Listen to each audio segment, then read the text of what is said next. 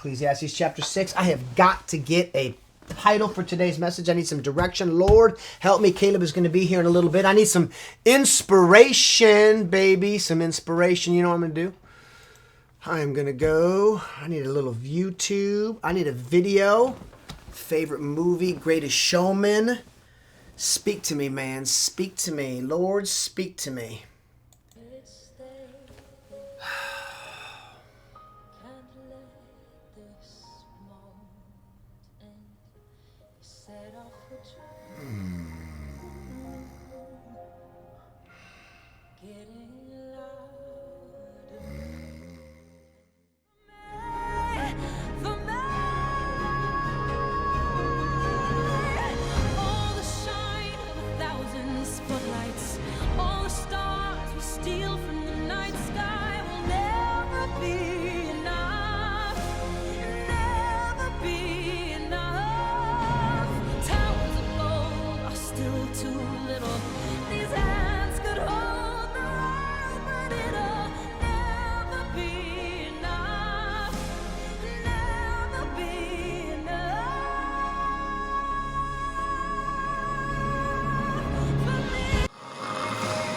What are you doing, man?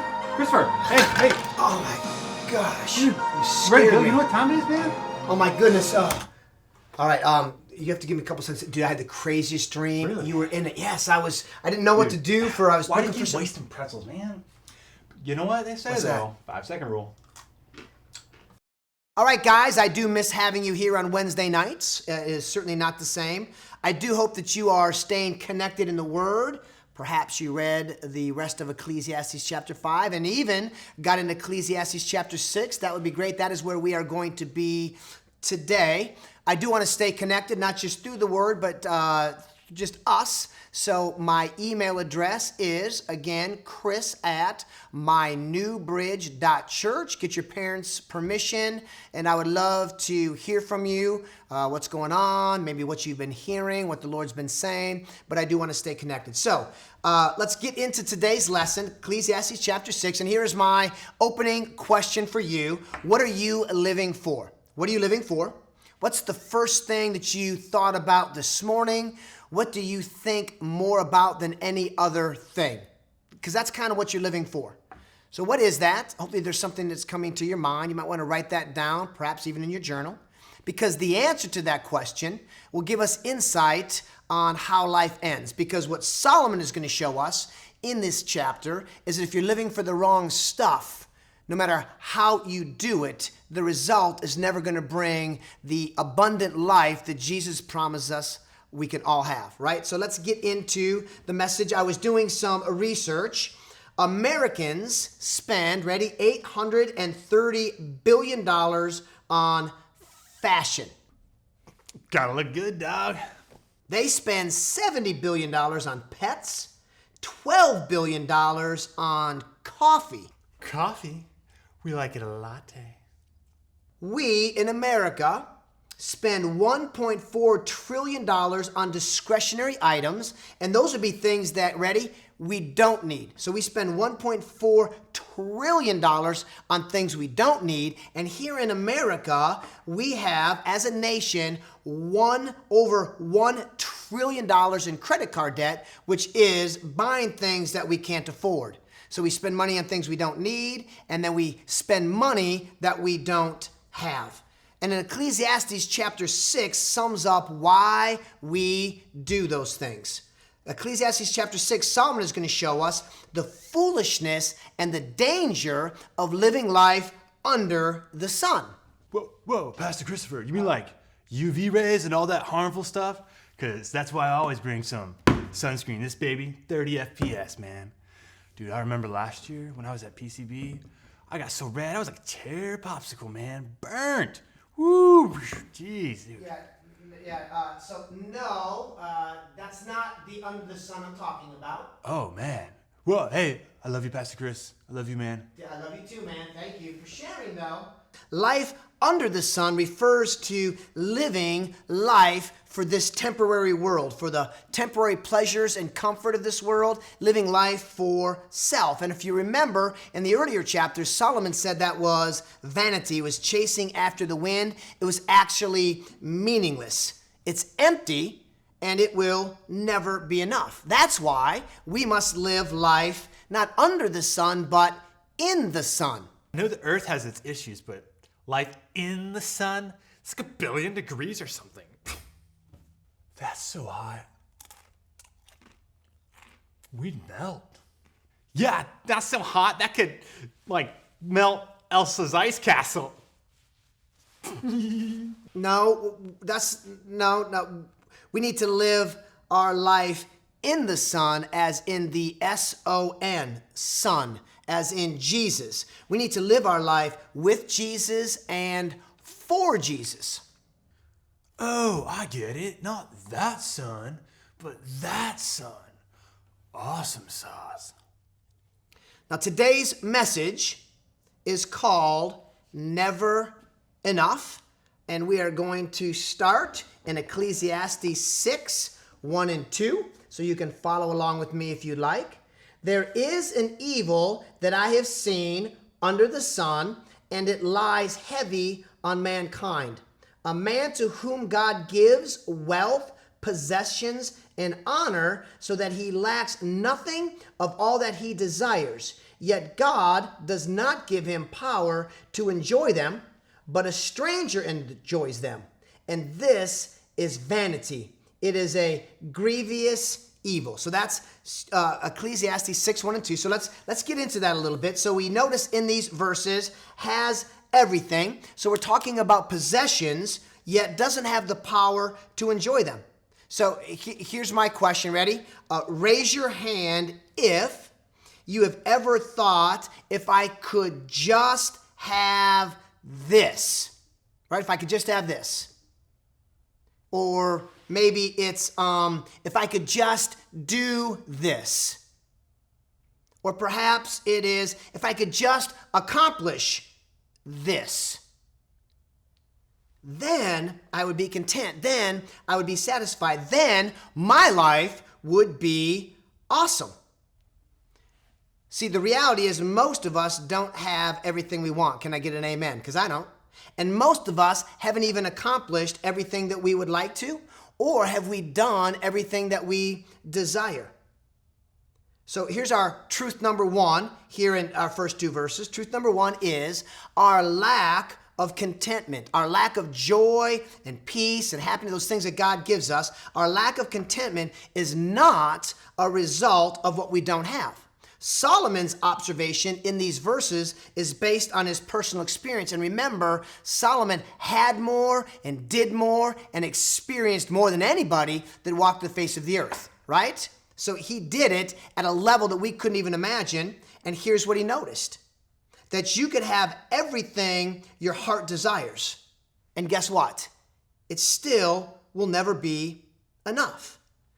If I could just fill in the blank, or if God would just fill in the blank. Sometimes we feel like if we could just have, or if God would just give, then that would be awesome. That would make life awesome.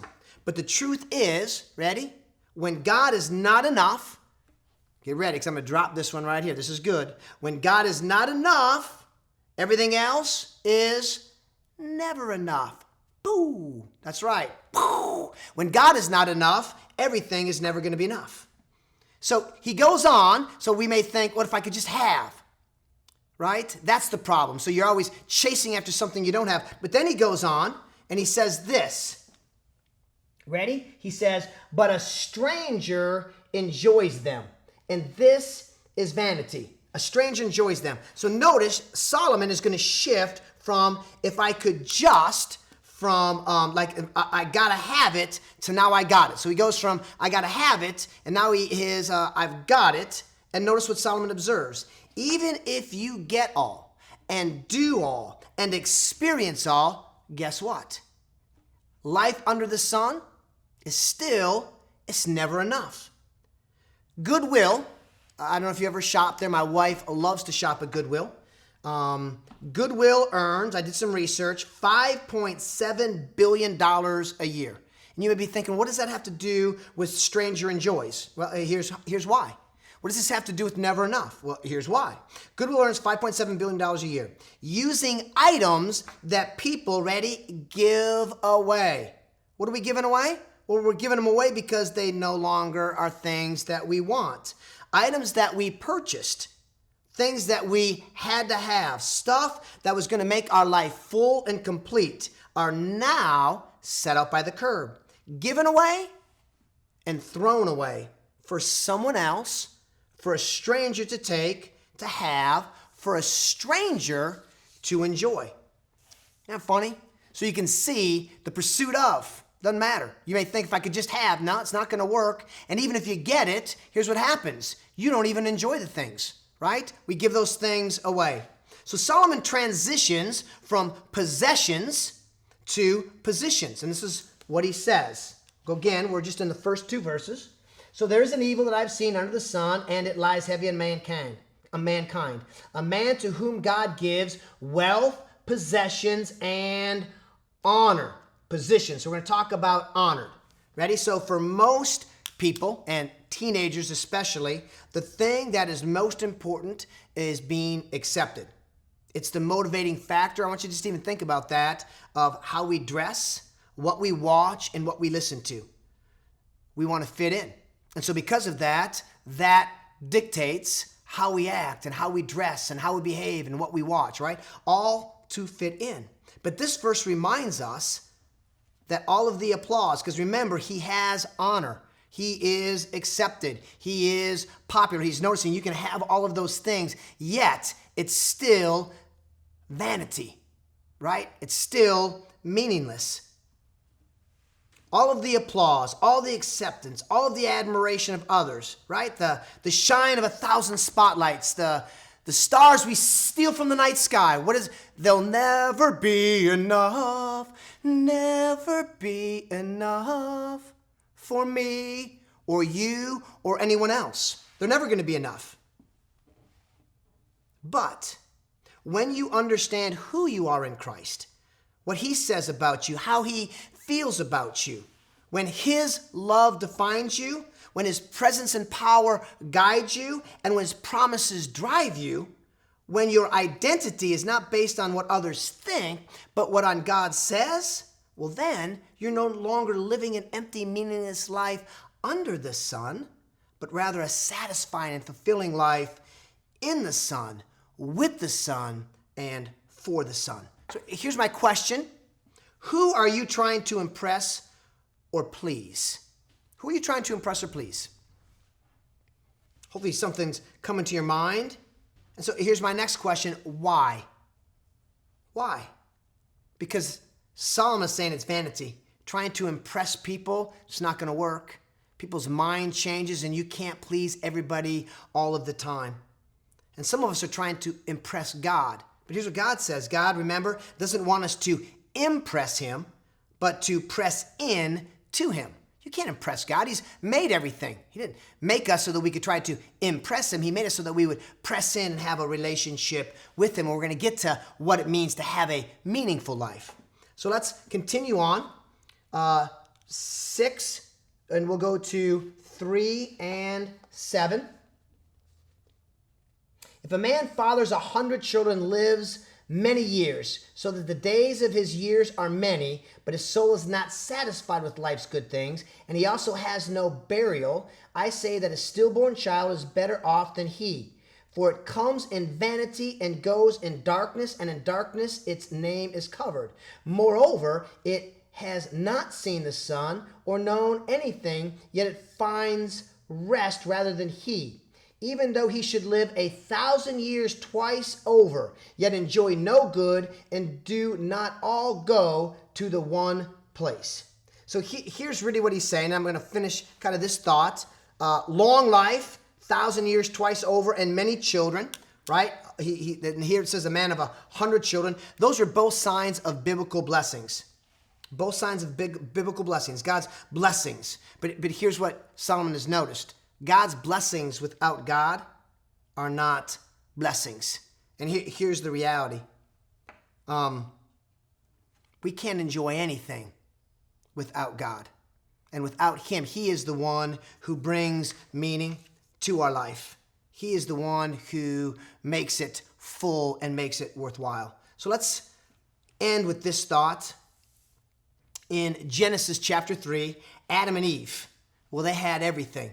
And they actually enjoyed a life that even King Solomon, with all of his wealth and his accomplishments, could never dream of. Yet for Adam and Eve, just like Solomon, for many in America, with all the money that we spent right in the beginning, the $830 billion, the $12 billion on coffee, it was never enough. It was never enough. For Adam and Eve, it was not enough, because God's creation, as magnificent as it is, well, it's never enough. What made the Garden of Eden special, what made it perfect, was that it was the place where Adam and Eve walked and talked, where they enjoyed fellowship and relationship with God. It's where they experienced God's love. Ready? Creation was created to be enjoyed with the Creator. I'm going to say that again. Creation was created to be enjoyed with the Creator. Now, Adam and Eve's first sin there in the garden, Genesis chapter 3, was disobeying God. Yes, right? They were doing what they were told not to do. They did what they were told not to do. But I believe it flowed from a belief that we're seeing here in chapter 6. If God would just give me the fruit from the tree, right? If I could just have the fruit from the tree, then life would be awesome. Then somehow life would be spectacular. Somehow Adam and Eve believed that their life was missing something. So here is my final question for today's lesson on Ecclesiastes chapter 6. What one thing, one wish or one desire would you like to have above everything else? What is that one thing? And so here's the follow-up question to that. Where does God fit in to that thing? Where does he fit in? Because if you don't want it because of him, and if you aren't going to enjoy it with him, if it's not something that you want to bring you closer with him, to enjoy your fellowship with him, then here's what Solomon has noticed. Well, it's going to be meaningless and vanity and leave you feeling empty. Genesis chapter 3, Ecclesiastes chapter 6, Adam, Eve, Solomon, they all remind us when God is not enough, everything else is never enough. But when God is the center of everything that we do, and when he is who we pursue above all things, when we seek him and his kingdom and his righteousness, here's the good news, everything else just falls into place. That's where meaning comes in. So I hope and pray that you guys are getting into your word, that this is helpful, and that you guys are realizing life under the sun is meaningless unless I'm living it in the sun, with the sun, and for the sun. Again, you guys got my email. Let's make sure that we are staying connected. Ecclesiastes chapter 6, you guys can continue on in there and move on to Ecclesiastes chapter 7, and we will see you next week. God bless, miss ya, and love ya.